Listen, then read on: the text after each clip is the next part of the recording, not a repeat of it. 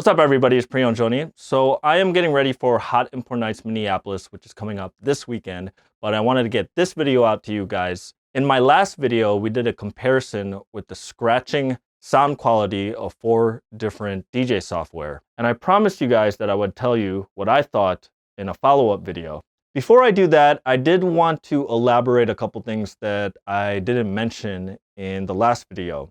See, in that video, we were comparing the sound quality of different software when you scratch based on using DVS mode. We're using timecode records that's interpreted by the software as a position in the track. While DVS is one aspect that affects the sound quality of scratching in DJ software, the way it sounds is even different in other modes, especially when you're using it internal and using a CDJ or a DJ controller.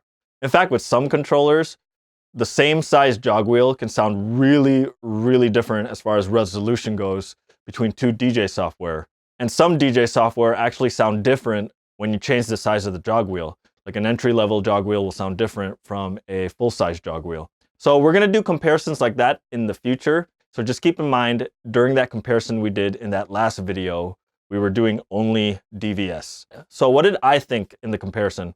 Well, when I was sitting down to edit the video, I got a better look at each of the examples. So before I uploaded it, I already had it in my mind what I was gonna tell you guys today. And I wasn't really sure if people were gonna hear what I was hearing, if it was such a small detail, or if it's something that's really obvious. And after reading through the comments, it seems like most people generally agree on which software sounds the best or most accurate to sounding like vinyl. So for me, my favorite sound quality when scratching on DVS is actually Traktor and Rekordbox. And the reason is, in Traktor and Rekordbox, it doesn't sound overly bright when I'm scratching fast. When I have high velocity movement on the platter, it doesn't sound like it's screechy, especially when I have super treble rich samples in the audio. And whenever I'm using Traktor or Rekordbox, I don't find myself reaching for the treble knob to tame the harsh high ends. It seems to already do it for me. Similar to how a needle on a record sounds when it kind of filters out, when it starts to saturate, when it gets to higher velocity movement. And my least favorite, which I've been using for years, in fact, it's the main software that I use, is Serato DJ Pro. And it's always been kind of my complaint about it since the time of Scratch Live. Whenever you scratch on it, it seems really high, like there's a lot of screechiness and a lot of information in the higher frequency band. And it doesn't sound natural to me. Now, you know, it sounds good enough, but I do tend to reach for the treble knob, sometimes even fully cutting it off whenever I'm scratching, just because it's so sharp.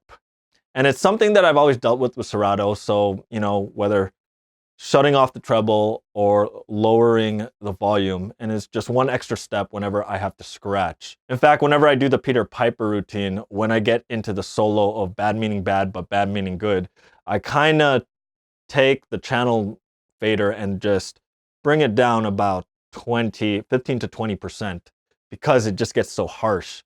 Now, one of the things I also notice when I'm playing with a vinyl record is when I'm using the DJM S9, the vinyl record actually sounds a little brighter than what I remember back in the day. Now, it could be the record I'm using. It probably just has a brighter aux sample. And it could be the fact that I'm using studio monitors when I was monitoring it. But I think that also has to do with the fact that I was using a high quality digital mixer, which compared to older, cheaper analog mixers, has more information in the higher frequency bands. So it's something that we need to explore more. But whenever I use an older analog mixer, I always find it more forgiving when you tend to somewhat be offbeat when you're beat matching.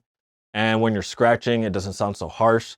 So I think a high quality digital mixer gives more detail to using an analog turntable.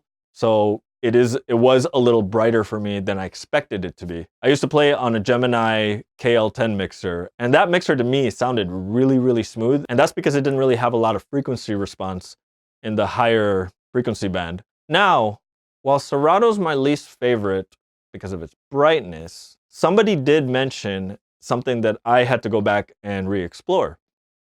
Serato DJ sounds the best in slower movements, like when you're doing really, really slow movements. It has a little less digital artifacts when you're moving slow.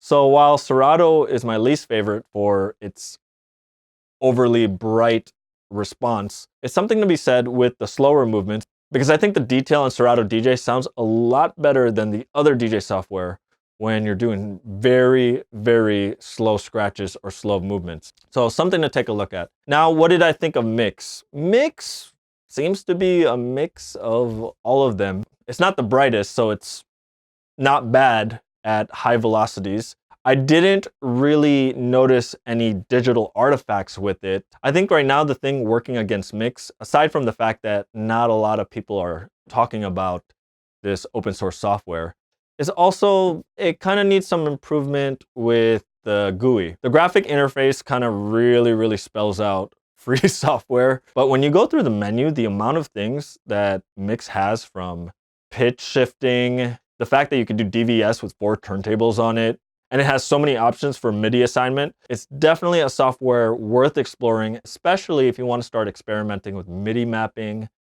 or using a Linux computer with DJ software. So be sure to check out Mix. Now, one final thing I also noticed while we're talking about the highs, and we're talking about the lows and the slows, each software also has a little bit different mid-range information when you're on medium speeds of scratching.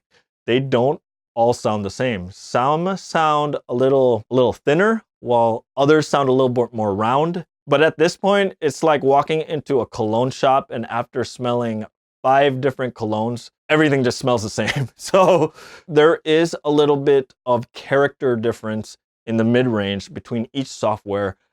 I didn't really take too much note of it, and it wasn't really to the point where it was so different that one sounds better than the other. I think it's more subjective, but it's just something interesting to note that they do react differently even in the mid-range content of the frequency band while you're scratching. Anyways, guys, hope I didn't get too technical on this.